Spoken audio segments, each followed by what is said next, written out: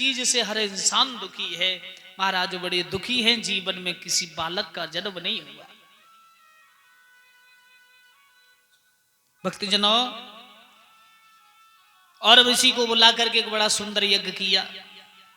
अग्निदेव प्रकट हुए। अग्निदेव ने कहा, महाराज सुबह उठते ही जितने जीव जंतुओं के एक पलक में दर्शन करेंगे उतने ही पुत्र होंगे। महाराज कुटिया से निकले। आंगन में एक दीमक का छिद्र है, उसमें से दीमक के पतंगे उड़ रहे थे और महाराज टकटकी बांध करके देखते गए। महाराज की आंखों के सामने 60,000 दीमक के पतंगे उड़ के निकल गए। महारानी जो उनकी 2 पत्नियां हैं, गर्भ से है, बड़ी रानी 2 वर्ष हो गई, कोई भी संतान उत्पन्न नहीं हुई। उसने अपने शक्ति के द्वारा, योग द्वारा उस गर्भ को खंडित किया है और उसने आके कहा, बेटा ये बहुत बुरा हुआ। उस खंडित गर्भ को मंदराचल पर्वत के गड्ढे में डाला और कहा कि इस गड्ढे की रखवाली करते रहना। और उस गड्ढे से जल भरे हुए अध बने पुत्र से राजा सुबह जाते हैं तो 10-15 बालक रोते हुए मिलते हैं। राजा घोड़ा पे रखे और ले चले आए, लो पहनाओ कपड़ा और नहवाओ पिलाओ दूध। उस गड्ढे से कितने पुत्र पैदा हुए? 60,000।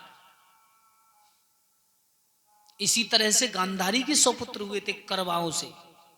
उसने भी गर्भ खंडित किया था और व्यास जी ने 100 टुकड़े करके एक एक टुकड़ा एक एक घड़े में बंद करके रख दिया था। तो ऐसी 100 कौरव पैदा हुए, एक लड़की पैदा हुई जिसका नाम कुदंदना था।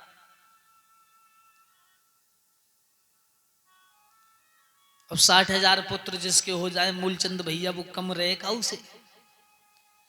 जाके 4 भैया भी होते हैं, वो ये कहता है गांव में सीना निकाल के, बोले हमारे समान कोई है? राजा ने कहा 60,000 बेटा मेरे,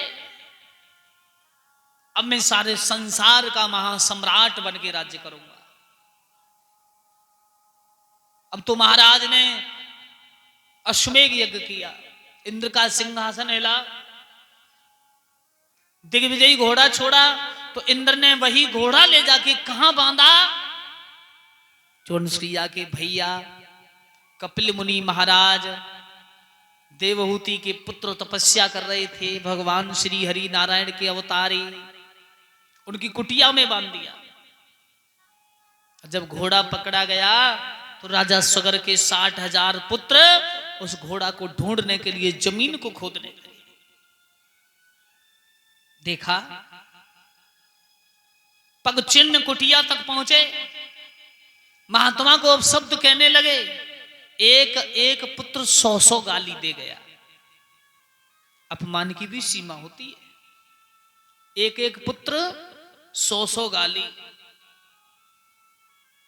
महात्मा ने कुछ नहीं कहा और जब 100-100 गालियों से ऊपर निकले, सोई महात्मा की जैसे आंखें खुली, 60,000 भी जल करके भस्म, राख ही राख। राजा ने देखा मेरे 60,000 पुत्रों का विनाश हो गया। अब क्या था? केशनी के एक बड़ा सुंदर बालक हुआ जिसका नाम असमंजस रखा। असमंजस ने देखा भैया मेरे 60,000 भैयाओं की आत्माओं की शांति के लिए कोई उपाय, तो कपिल की तपस्या की। 12 साल बाद कपिल मुनि प्रकट हुए तो कपिल ने ही कहा कि देवलोक में ब्रह्मा के कमंडल में गंगा उत्पन्न हो गई, अगर किसी तरह से वो गंगा मृतलोक भूमंडल पर आ जाए तो गंगा तुम्हारे भाइयों का उद्धार कर सकती है। असमंजस गंगा का भजन करते करते मर गए, लेकिन गंगा ने दर्शन नहीं दिए। फिर आयुष्मान हुआ, वो भी मर गया, उसे भी दर्शन नहीं हुए। फिर दलीप हुआ, दलीप भी मर गया, उसे भी दर्शन नहीं हुए। फिर भागीरथ नाम का पुत्र हुआ, भागीरथ को दर्शन हुए। कहो मां मैं तुम्हें पृथ्वी पर लाना चाहता हूं, मेरे बुजुर्गों का उद्धार करिए। गंगा ने कहा ब्रह्मा का तप कीजिए। अब ब्रह्मा का तप किया, ब्रह्मा प्रकट हुए, बोले कमंडल से गंगा को छोड़ दो। तो ब्रह्मा ने कहा भैया गंगा छोड़ तो देंगे लेकिन पृथ्वी गंगा का भार नहीं रोक पाएगी।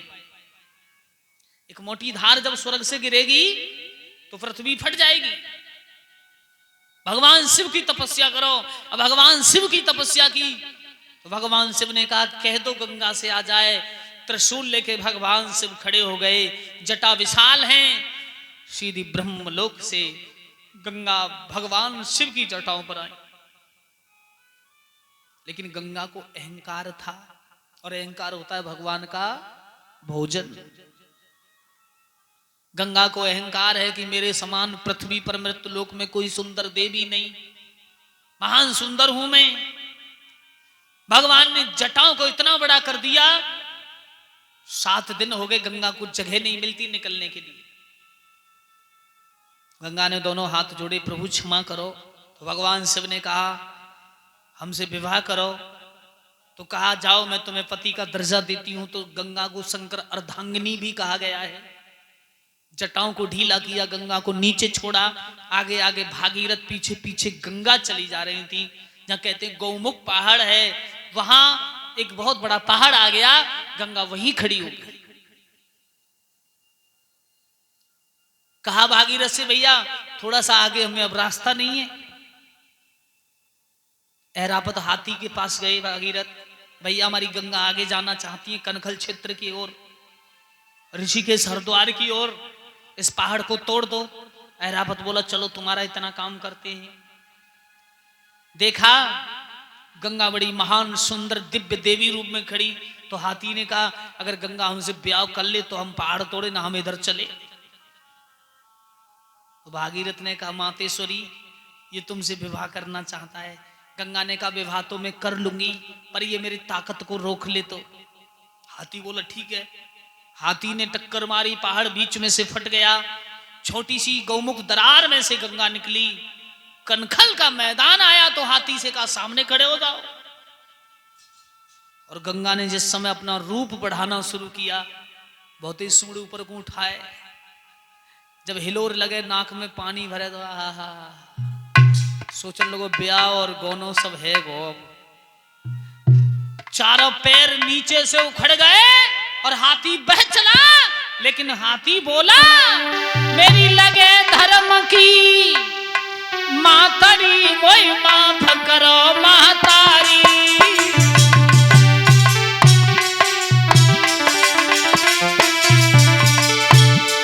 और माई सने में मां गंगा ने भैया दया विसारी।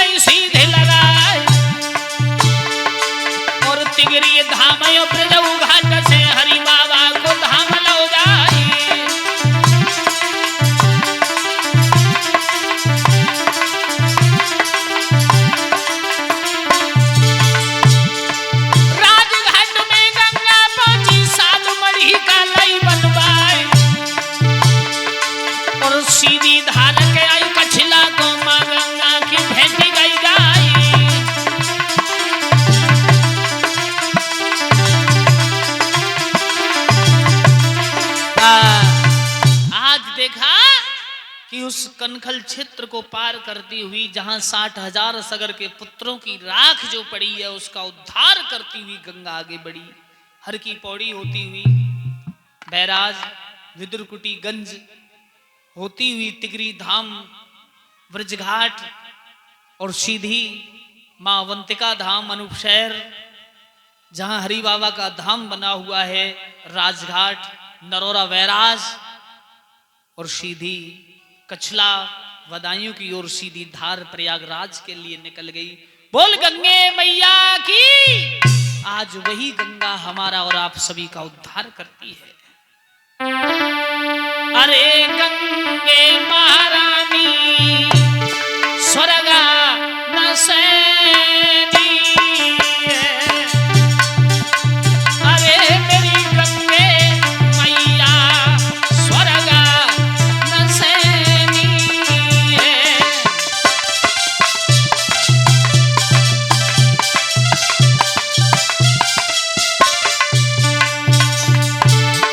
मात को कुल भागी रथुलाए,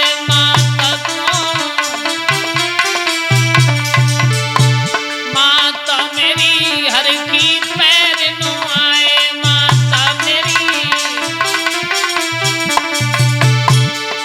अरे तेरी निर्मल धारा आरे से पैनी है, अरे तेरी निर्मल धारा आरे से पैनी है।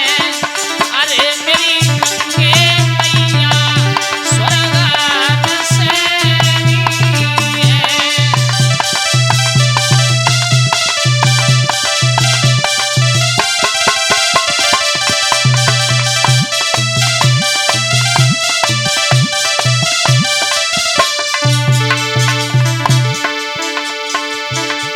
माता कोई बड़े बड़े यात्री धावे, माता मेरी पार के बिदुर जी कथा सुनावे, माता के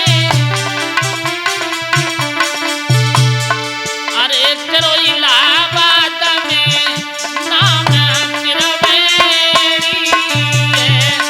अरे मेरी गंगे मैया स्वर्गा नसैनी है।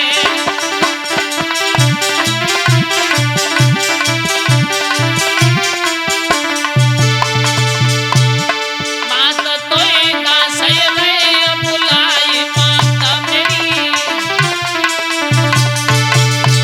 करो मां कलयुग में उद्धार करो मां। लाज रामपाल की मैया तो तू ही राखनी है, लाज सूरज की मैया तो ही को राखनी है।